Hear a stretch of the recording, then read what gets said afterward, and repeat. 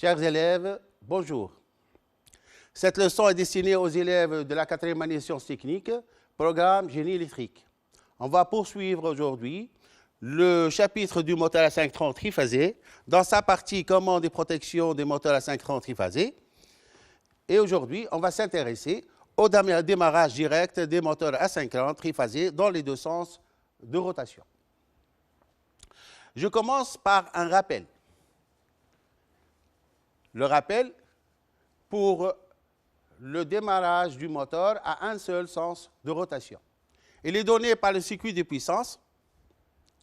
Dans le circuit de puissance, on trouve le sectionneur porte fusible, le contacteur KM et le relais thermique F.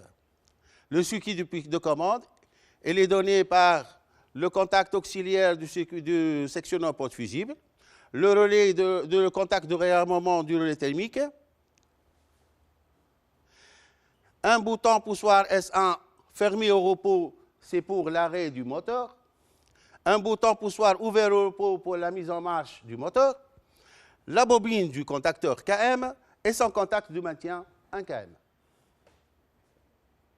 On va présenter le fonctionnement du circuit de commande, du circuit de puissance aussi, par la fermeture du sectionneur, ainsi que son contact auxiliaire.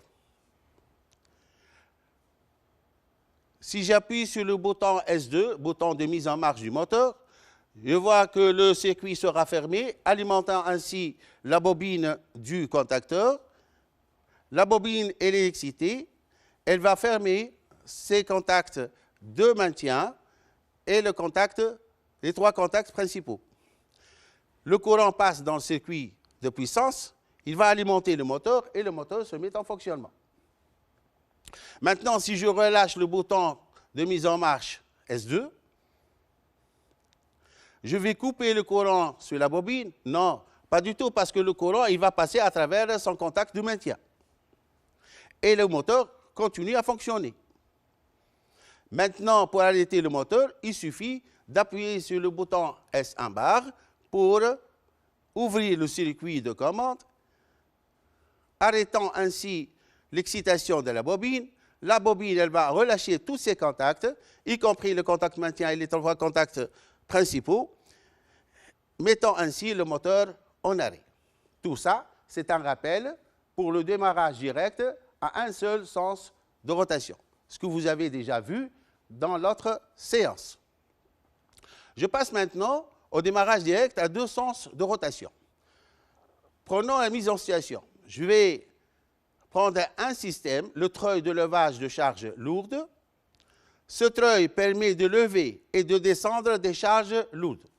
Il est entraîné par un moteur à 5 trans triphasé M.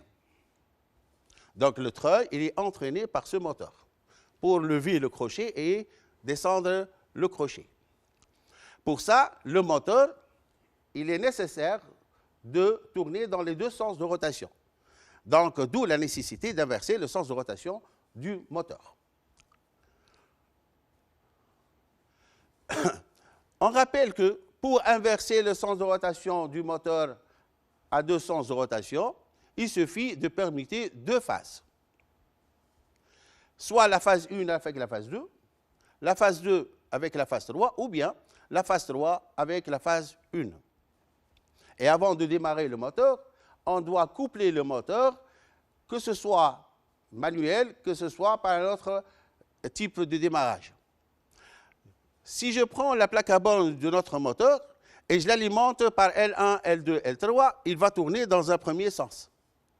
Et maintenant, si je permute les deux phases, donc le moteur va tourner dans le sens 2. Passons maintenant au schéma des circuits.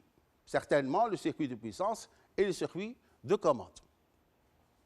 Le circuit de puissance, il est donné par ce schéma. Ce circuit de puissance, vous vous souvenez de lui parce qu'on a déjà travaillé avec ce circuit pendant le démarrage direct à un seul sens de rotation. Alors, si je ferme le sectionneur puis le contacteur, le moteur va fonctionner en sens 2.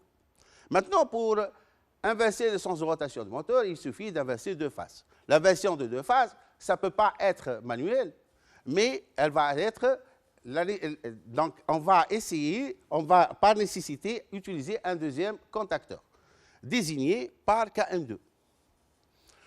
Maintenant, comment on branche ce contacteur KM2 sur le circuit de puissance? En inversant deux phases.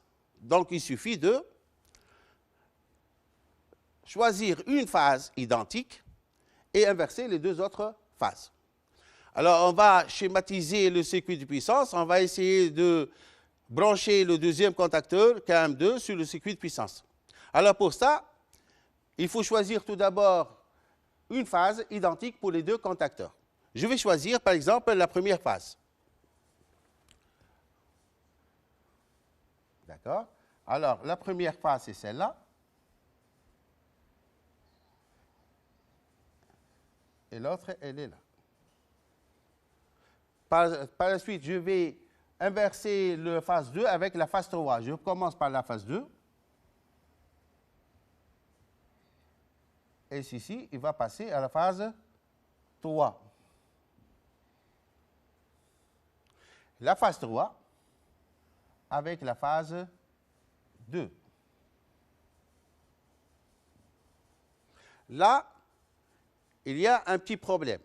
Donc, le schéma, point de vue fonctionnement, est juste. Seulement, il faut s'assurer de la clarté du circuit de puissance. Il faut bien représenter de telle sorte, il faut minimiser au maximum ce croisement. Maintenant, je vais effacer tout ça. Donc, je fais effacer.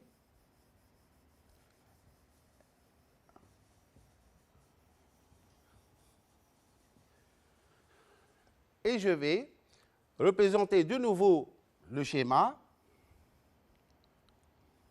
mais d'une autre façon. Je vais représenter la phase 1 avec la phase 1,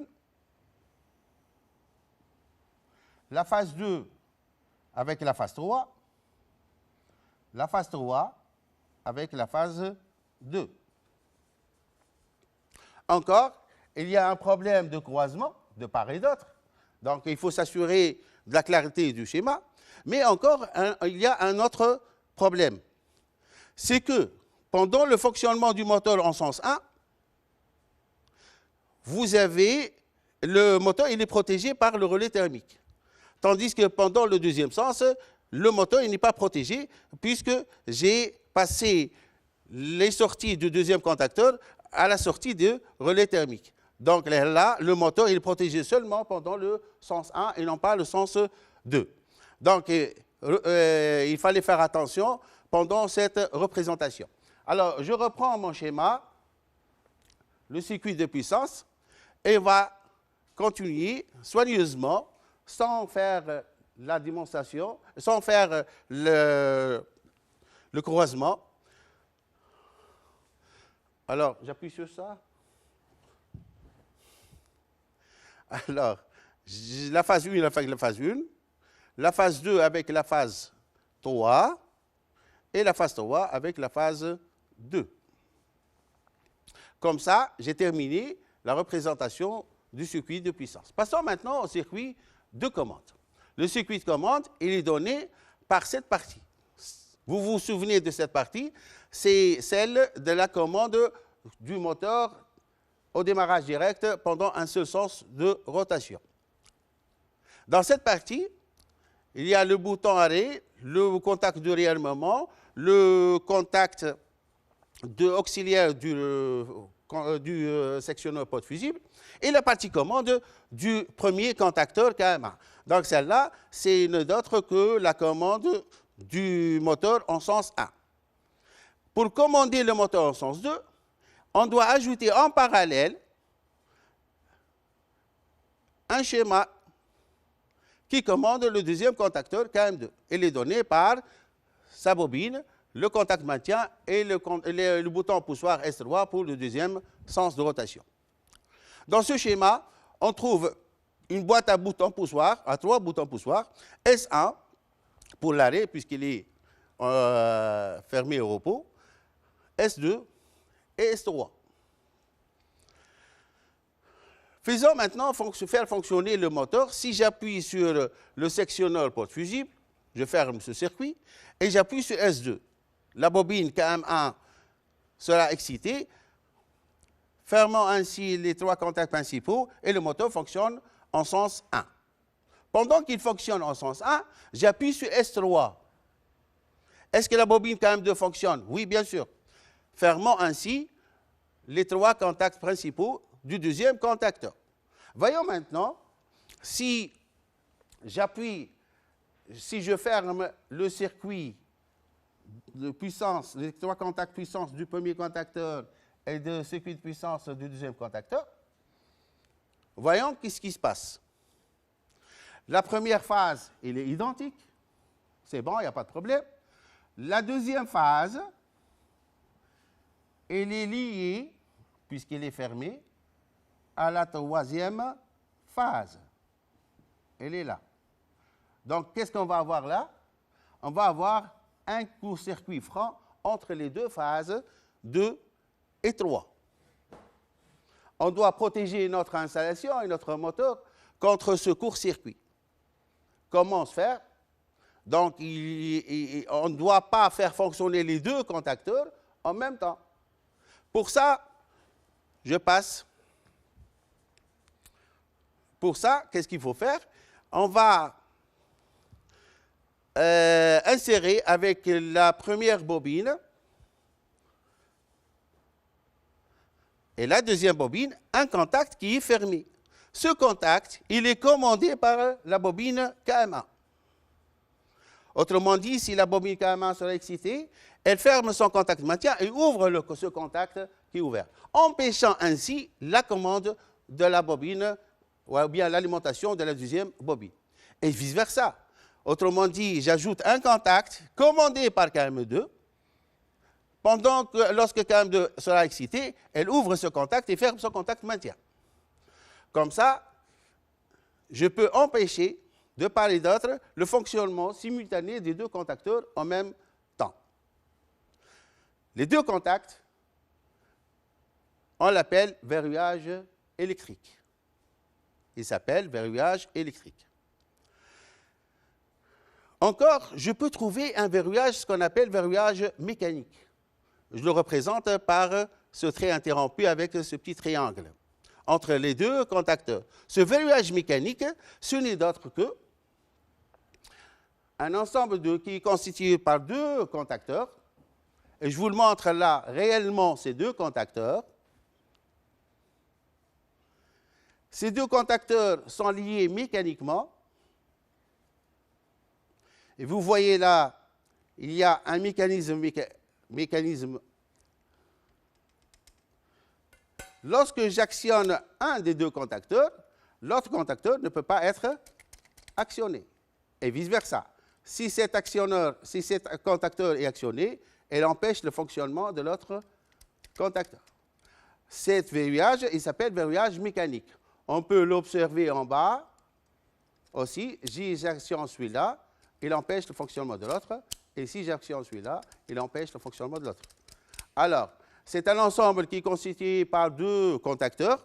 Ces 2 contacteurs sont liés mécaniquement, empêchant ainsi le fonctionnement de l'autre, et vice-versa.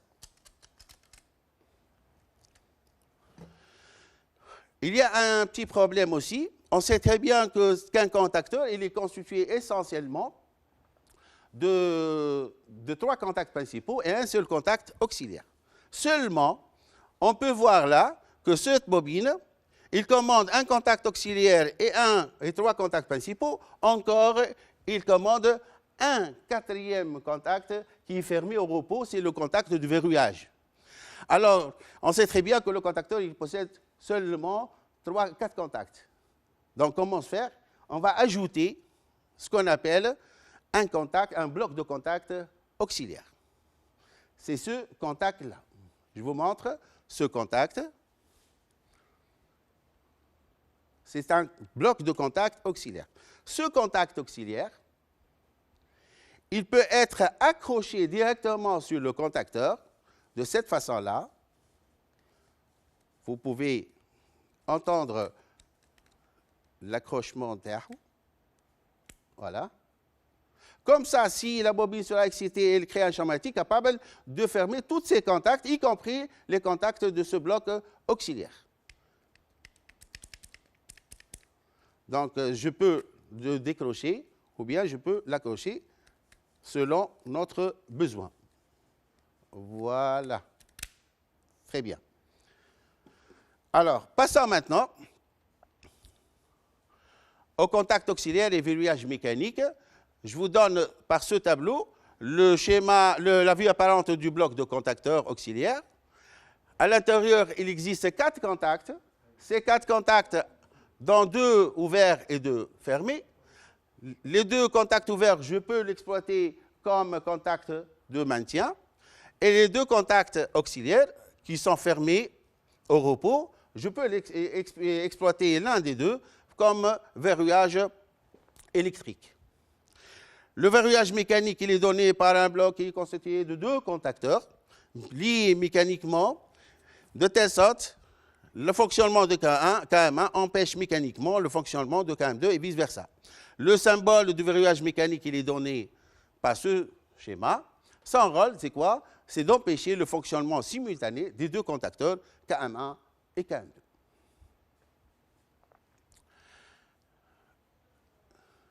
Voyons comment il fonctionne, ce schéma, par animation, si vous voulez. Alors, le moteur, en premier lieu, le moteur, il est fermé, il est en arrêt. Je ferme le sectionneur. Bien sûr, j'ai oublié de dire que je vais fonctionner le moteur en sens 1. Alors, je ferme tout d'abord le sectionneur porte fusible. Son contact auxiliaire est fermé. Maintenant, je vais fermer ce circuit, c'est le circuit de sens 1, donc en appuyant sur S2. Le courant passe dans cette partie, faisant exciter la bobine KM1. La bobine KM1, elle va fermer son contact de maintien et les contacts principaux. Le courant passe et le moteur se met en fonctionnement. Je relâche le bouton S2. Et maintenant, voyons l'effet de l'action de S3 sur notre montage. Si j'appuie sur S3, le KM2 ne peut pas fonctionner puisqu'il est empêché par ce deuxième contact qui est fermé, commandé par la bobine KM1. Je relâche S1, S3, et maintenant, pour arrêter le moteur, je dois couper le courant sur la bobine par l'action sur le bouton arrêt S1. La bobine n'est plus excitée.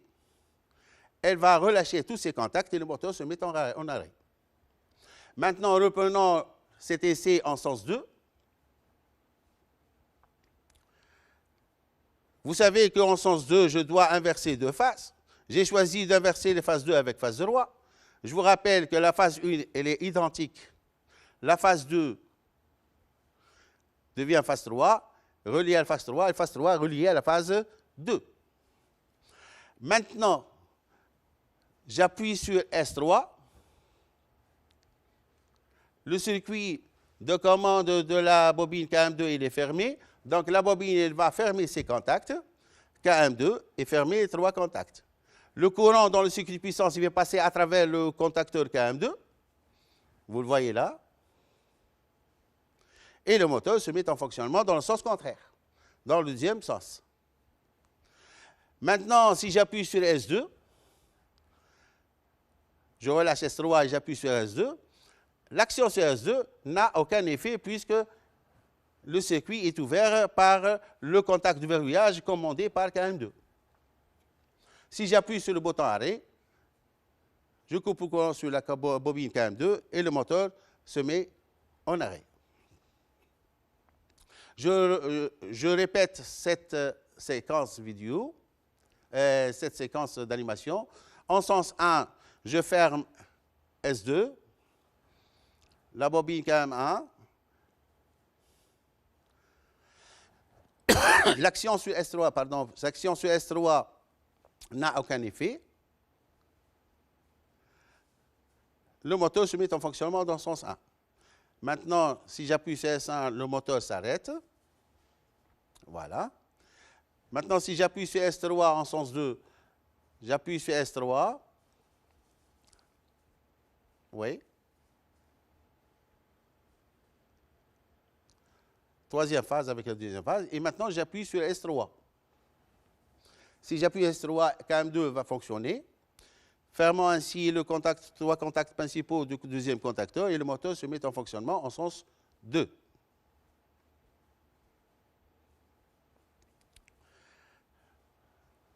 L'action sur S2 n'a pas d'effet et si j'appuie sur S1,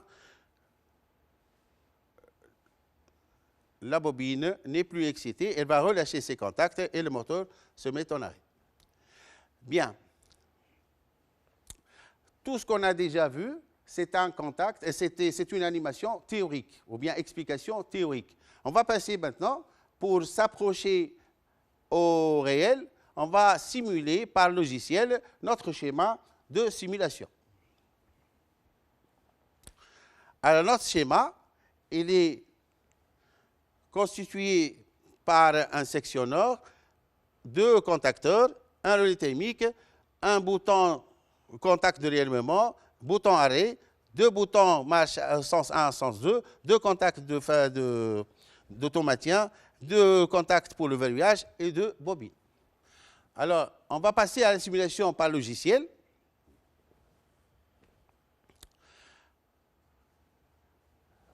Je vais simuler.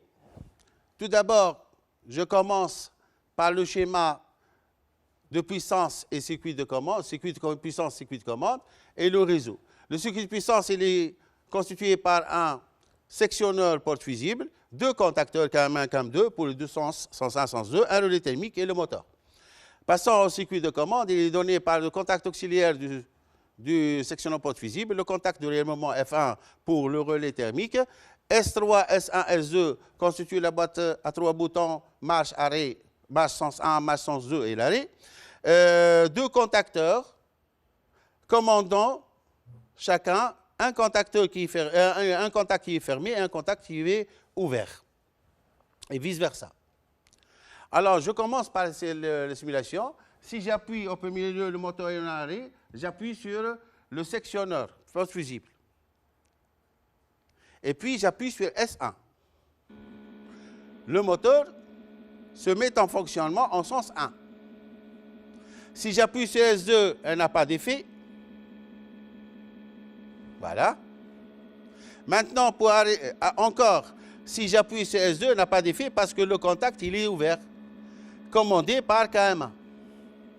Maintenant, si j'appuie sur la S3, c'est le bouton arrêt, le moteur s'arrête.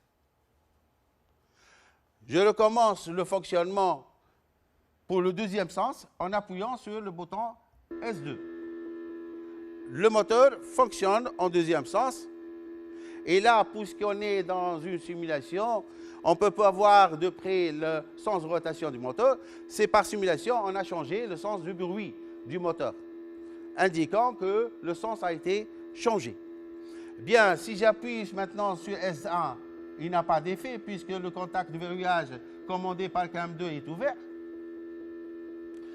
Si j'appuie sur S3, le moteur s'arrête. Si je veux bien faire la simulation d'une surcharge lente, sur intensité surcharge lente, alors je fais fonctionner le moteur dans n'importe quel sens. Et après une surcharge, on doit, pendant une surcharge, les trois bilames vont s'échauffer et se dilater et se déforment, ouvrant ainsi ce contact, le contact du réarmement, qu'on le ferme par la suite après chaque surcharge, pour un éventuel surcharge. Voilà pour la simulation. Je passe maintenant. Simulation, c'est terminé. Je passe à un essai pratique. Pendant cet essai, je vous ai préparé une séquence vidéo. Dans cette séquence, elle dure 4 minutes, à peu près 5 secondes. dans laquelle on va analyser le câblage du circuit de puissance et démarrer le moteur dans les deux sens de rotation. On est au laboratoire d'huile électrique pour faire l'essai d'un démarrage direct du moteur dans les deux sens de rotation. Avant de brancher le moteur à la maquette, il faut le coupler. Et pour le coupler, il faut voir la plaque signalétique du moteur. Dans la plaque signalétique, c'est inscrit tension 220-380 volts. C'est-à-dire la tension par bobine doit être 220 volts. Voyons maintenant le réseau disponible au laboratoire. 220-380 volts. Le couplage doit être en étoile. Réalisons ce couplage.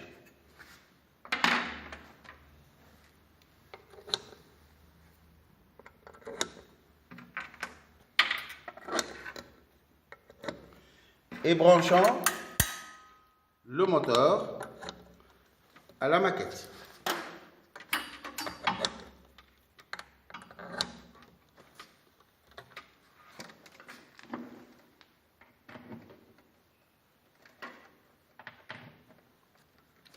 Passons maintenant à la chaîne d'alimentation. Notre chaîne d'alimentation, elle est composée de deux circuits. Circuit de puissance et circuit de commande. Les deux circuits sont pré-câblés. Voyons le circuit de puissance. Dans le circuit de puissance, il existe deux contacteurs. KM1 pour faire fonctionner le moteur dans le premier sens et KM2 pour faire fonctionner le moteur dans le deuxième sens. On rappelle que pour inverser le sens de rotation du moteur, il suffit de permuter deux phases. Voyons sur cette maquette, la phase 1, elle est la même pour les deux contacteurs. Tandis que la phase 2, elle devient la phase 3, et la phase 3, elle est branchée à la phase 2. D'où on a faire la permutation entre la phase 2 et la phase 3. Passons maintenant à l'essai. Si j'appuie sur le bouton avant, le moteur fonctionne.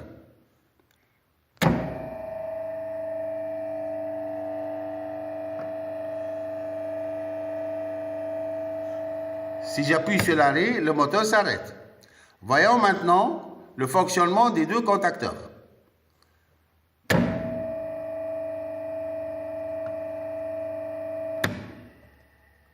Je change le sens. C'est KM2 qui fonctionne maintenant. J'arrête. Voyons maintenant pour vérifier le sens de rotation de notre moteur. Si j'appuie sur le sens avant, le moteur fonctionne. Dans quel sens? Si j'appuie sur l'arrêt, n'a pas d'effet. Et j'arrête pour voir le sens de rotation de notre moteur. Le moteur fonctionne dans le sens anti-horaire. Maintenant, si j'appuie sur le bouton arrière, le moteur fonctionne dans le deuxième sens. L'action sur le bouton avant n'a pas d'effet. Voyons maintenant le sens de rotation du moteur pour voir est-ce qu'il a changé le sens ou non. Oui, le sens de rotation est en horaire, sens horaire. On commence par une application à la mise en situation de notre système. Notre système, c'est la commande de la table d'une fraiseuse conventionnelle, que vous le voyez là par ce photo. La fraiseuse est une machine-outil permettant de réaliser l'usinage des pièces fixées sur la table horizontale. Dans notre système, le but de notre système, c'est la commande de cette table à taux et à travers, à droite et à gauche. Alors, la table horizontale de la fraiseuse, c'est celui-là. On va la déplacer suivant l'axe X.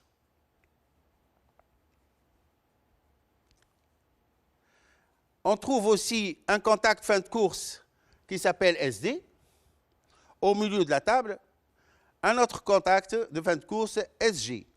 D, ça veut dire droite, SG, ça veut dire gauche. De part et d'autre aussi, on trouve deux butées réglables. L'une qui est à gauche, l'autre qui est à droite. Dans ce système aussi, et pour commander la table à droite et à gauche, on a besoin d'une commande.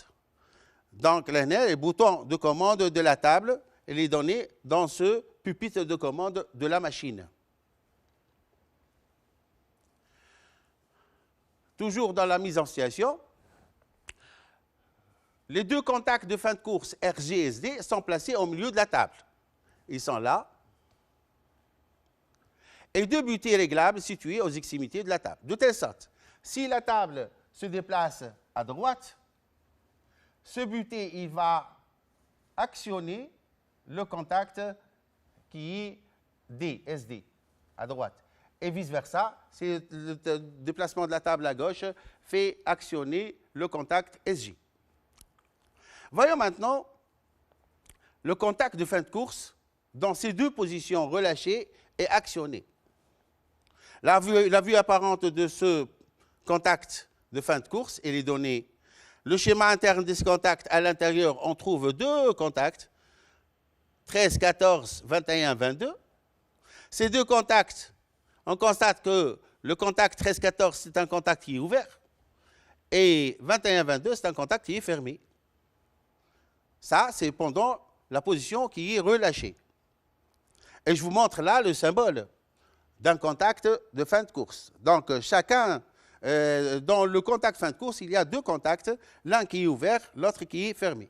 En position actionnée maintenant, si j'actionne ce contact fin de course, on va avoir le schéma interne des contacts de cette façon-là. Donc, le contact 13-14, il est fermé, et le contact 21-22 sera ouvert. On donne le symbole des contacts internes. Ce qui est fermé devient ouvert, ce qui est ouvert devient fermé pour les deux positions. Là, je vous donne une idée sur le fonctionnement de ce contact de fin de course. Application. Avant l'application, le fonctionnement, si vous voulez, la table de la fraiseuse se déplace horizontalement suivant l'axe X. Elle est entraînée par un moteur à 530 triphasé M de faible puissance, bien sûr. Pour le démarrage direct à deux sens, on n'avait pas besoin d'une procédure de démarrage. C'est pour ça qu'on ne peut l'appliquer que pour des moteurs de faible puissance. Qui est commandé dans les deux sens par deux contacteurs KM1 et KM2. La commande du moteur est effectuée par trois boutons poussoirs, S1 pour le déplacement à droite, S2 pour le déplacement à gauche, S3 pour l'arrêt. Aussi, à chaque fois qu'une butée gauche ou droite actionne le contact de fin de course SG ou SD, la table doit s'arrêter. Alors, le travail demandé, on donne le circuit de puissance et de commande incomplet permettant le déplacement de la table. Première question, compléter le schéma du circuit de puissance. Deuxième question, compléter les désignations manquantes des contacts dans le circuit de commande, qui est incomplet. Alors, je vais commencer par la première question. Alors, je commence par le circuit de puissance. Phase 1 avec phase 1, phase 2, phase 3. Maintenant, pour brancher ou bien pour représenter le câblage du deuxième contacteur, je dois choisir une de ces deux phases, une phase identique pour les deux contacteurs. Je vais choisir la phase 3 identique. Donc, je vais permuter entre la phase 1 et la phase 2. Donc, la phase 2 reliée à la phase 1 et la phase 1 avec la phase 2. Vous voyez là que j'ai bien représenté sans avoir des croisements. Encore, je dois représenter le contacteur avant le relais, ce n'est pas après. Et je vous demande de représenter convenablement ce schéma. Il faut s'assurer de la clarté du circuit de puissance en utilisant des instruments de dessin. Je passe maintenant au circuit de commande qui est incomplet. puisqu'on donne le symbole du sectionneur porte fusible, donc ce n'est d'autre que Q. F pour le contact de réarmement du relais thermique. Maintenant, j'ai 3 boutons poussoirs. Certainement, ce bouton, c'est un bouton arrêt. Vous voyez là, vous avez 2 contacteurs, 2 bobines du contacteur. Je vais choisir une des 2 qui fonctionne pour le sens 1 et l'autre pour le sens 2. Alors, je commence par KM1. KM1 avec son contact maintien et le contact de verrouillage. La même chose pour deuxième bobine, KM2 avec ce contact de maintien et le contact de verrouillage. Il nous reste la commande du moteur. Alors, on doit avoir S1, c'est sens 1, à droite. Donc, celui-là, c'est un contacteur pour faire tourner le moteur à droite, si vous voulez, ou bien en sens 1. S2 pour sens déplacement à gauche. S3 pour l'aller ne peut être qu'un contact, qu'un bouton poussoir et arrêt fermé au repos. Il me reste le symbole de quoi? Du contact de fin de course. Le symbole de contact fin de course, puisque celui-là, c'est un contacteur pour le déplacement droite. La table se déplace à droite jusqu'à ce qu'elle actionne sur le contact fin de course, droite ou gauche? Droite, bien sûr. Donc, je dois mettre le contact droite et l'autre, ça va être le contact de fin de course à gauche. Chers élèves, je vous remercie de votre attention. Bonne continuation et bonne révision.